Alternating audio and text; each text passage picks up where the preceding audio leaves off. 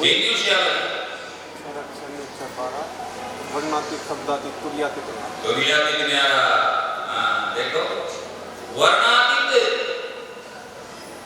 वर्णन से परे, परा हो गया ना, परे परा, परा का मतलब परे, यहाँ परे शब्दातीत इस माया के घेरे से परे। वर्णातीत शब्दातीत तुर्यातीत ज्ञान। तुर्यावस्था वो राम को कौन सा परम सत्ता सत्पुरुष, समझ गए, जो कभी किसी के घर नहीं आया, जो न मरता न जन्मता, समझ गए इस बात को। भगवान राम आए, भगवान कृष्ण आए, आए कि नहीं आए? क्या तुम रामनवमी नहीं मनाते? मनाते हो ना? जन्माष्टमी नहीं मनाते? मनाते हैं ना? इसका अर्थ क्या हुआ कि उनका क्या हुआ? जन्म। गुप्त घाट सरयू जल डूबे, रामायण संवाद, रामचंद्र जी सरयू और श्री कृष्ण जी वो तीर, ठीक है, हुआ ना दोनों काम। लेकिन वो तो अलग है, चौथा वो इन सब से न्याय हो गए। नेक्स्ट क्वेश्चन, अगला सत्संग। सत्संग के माध्यम से आत्मज्ञान कैसे प्राप्त किया जा सकता है, इस पर प्रकाश डालने के बाद। सत्संग के माध्यम से पुण्यात्माओं आत्मज्ञान, महापुरुषों की वाणी से, शास्त्रों के जो सद्वचन हैं उनसे धीरे धीरे सत्य ही हो जाता है।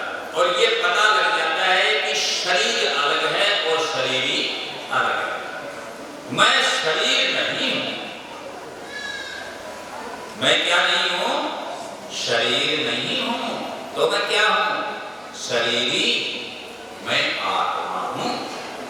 ये ज्ञान सबके ही हो जाता है, समझ गए? धीरे धीरे शरीर, धीरे धीरे धीरे धीरे रे मना, धीरे धीरे सब कुछ होय। माली सींचे सो बड़ा, ऋतु आए फल हो। कंटिन्यूटी रखो लगातार, आत्मज्ञान होगा। और आत्मज्ञान होते ही परमात्मा ज्ञान होगा। ये हमारा अनुभव मान लो, चाहे हमारा मानना मान लो। आगे चलो। सतना सत्संग। नाकिन के दो फन, नारी के फन बीच, वहां के मारे मर जिए, विश्वा बीच। इसका समझाने के बाद इसको रिपीट करो, ठीक से पहले क्लियर करो। नाकिन के दो फन, नारी के फन बीच, वहां के मारे मर जिए, विश्वा बीच। ये प्रश्न ठीक नहीं है,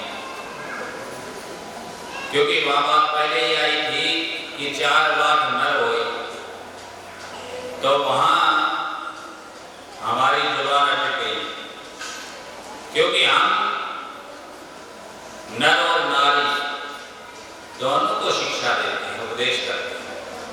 वहां नर कहा गया आपसे पहले। ये पहली बार हमने इस चीज को सबके सामने रखा है कि कहीं नर तेरा चौथा है, कहीं नर होई, नर नर नर को शिक्षा दे गई।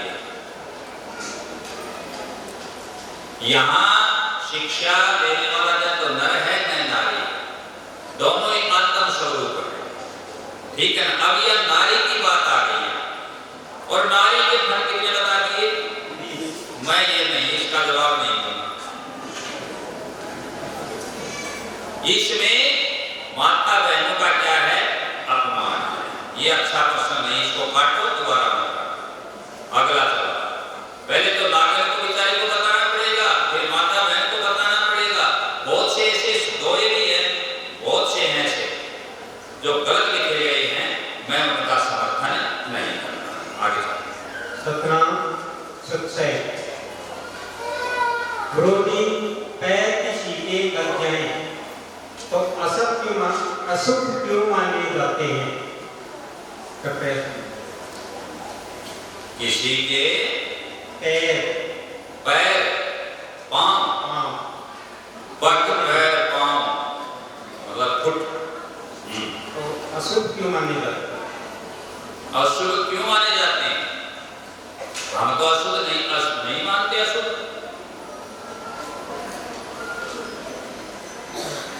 जो मानते हैं या तो वे जवाब दें या फिर वो उसको जवाब देंगे तो क्लियर भी करेंगे उसमें कि भाई ये पैर जो लग गया किसी के या पैर हैं ये खराब होते हैं। क्या ये बात उचित है पुण्य आत्माओं कि पैर है वो खराब है? तो फिर खराब नहीं पैर तो अशुभ कैसे हुआ? देखिए भगवान तुम्हारे चरणों में क्या मिलता है?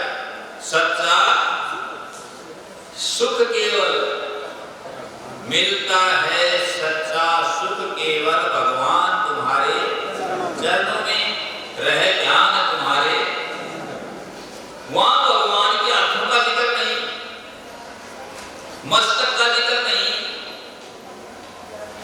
जिक्र तो पहले का है। किसी को तुम अपने घर संत महापुरुष को ले जाओगे तो क्या कहोगे उसको कि हमारे क्या टिका दो? शरण टिकाओ। इसका हुआ पवित्र क्या है? शरण है। शरण रज, शरण रज। मेरे गुरु चरण की धूल मेरे मस्तक लाग रही जरूर। गुरु के चरण की धूल जो है उसको उठा करके कहां लगाते हैं? मस्तक पर लगाते हैं पुण्यात्माओं। फिर चरण अशुभ कैसे हो गए? हाँ, प्रश्न का ठीक है कि कुछ लोगों के ये भ्रम है या उनको इस प्रकार पढ़ाया सिखाया गया है या उन्होंने इस चीज को इस प्रकार से ले लिया, ग्रेडी बना दिया कि ये चार वर्ण हुए, इसमें एक तो मुख से पैदा हो गया, एक उसकी भुजाओं से पैदा हो गया, एक पेट से पैदा हो गया, एक चरणों से पैदा हो गया। ऐसा कुछ नहीं है। किस प्रसंग में कब क्या लिखा गया, किसने लिखा, क्यों लिखा, ये विद्वानों का विषय है और विद्वान अब भ्रमित हो रहे हैं, कोई एक निर्णय पर नहीं पहुंच पा रहे हैं। सच्चाई ये है प्रत्यक्ष कि क्या कोई मुख से पैदा होता है? देखा? क्या कोई भालू से पैदा हुआ? देखा? क्या कोई पेट से पैदा हुआ है या चरणों से पैदा हो सकता? वहां गर्भ है, सभी गर्भ से पैदा होते, मां के गर्भ से होते हैं कि नहीं?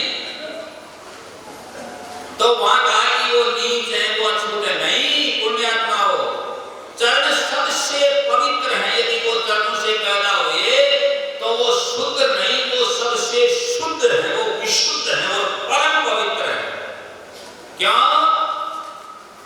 कि सबसे पवित्र किसको माना गया है? चरण कमल को। चरण गुरु चरण कमल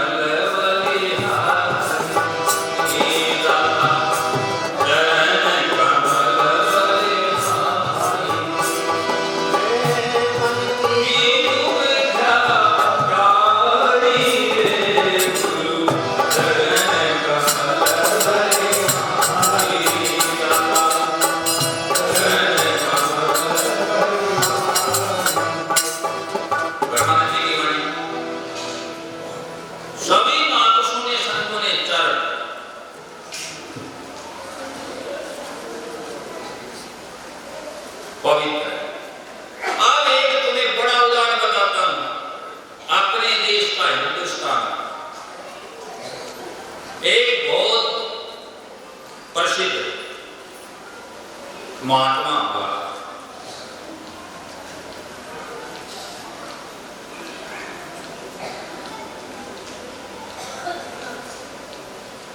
वो है महात्मा आशीर्वाद किससे देता था? पैर से, चरण से। बताओ कौन सा महात्मा?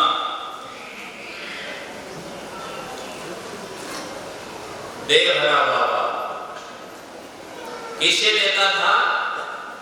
चरण से। और फिर किसी ने प्रश्न किया, देख सकते हो तुम आज तो सोशल मीडिया, प्रश्न किया कि